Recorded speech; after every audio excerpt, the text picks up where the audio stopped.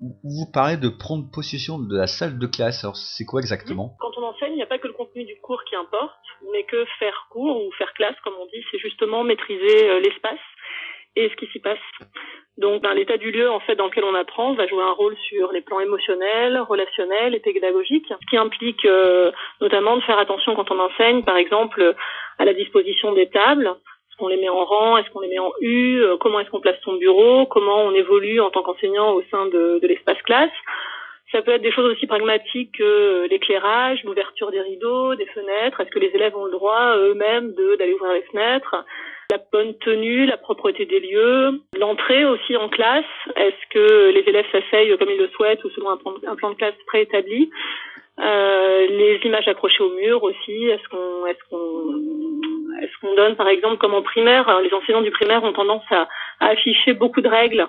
Par exemple, les règles de conjugaison, de calcul, etc., alors qu'au collège, on a tendance à les enlever en pensant que l'élève doit tout apprendre par cœur, alors que ça peut être une aide d'avoir toujours les règles qui sont exposées et affichées.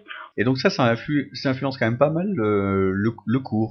Je pense que si on doit dispenser un cours dans le noir, dans une salle en désordre et qui n'a pas été aérée, ça va pas être la même chose. Ouais, quand on rentre dans un espace lumineux, avec je sais pas moi, un cadre qui va être beaucoup plus favorable à la concentration, quand on va pas être placé à côté de quelqu'un qui nous distrait, etc. Oui, parce qu'en fait, ce sont des choses qu'on fait pas attention. On rentre dans la salle de classe, les élèves s'installent et puis on commence le cours.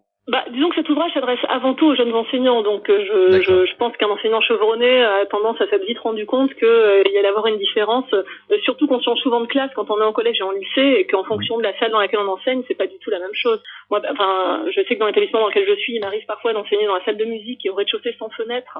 C'est pas du tout la même. Voilà, c'est pas des conditions qui sont toujours très favorables à la bonne concentration des élèves.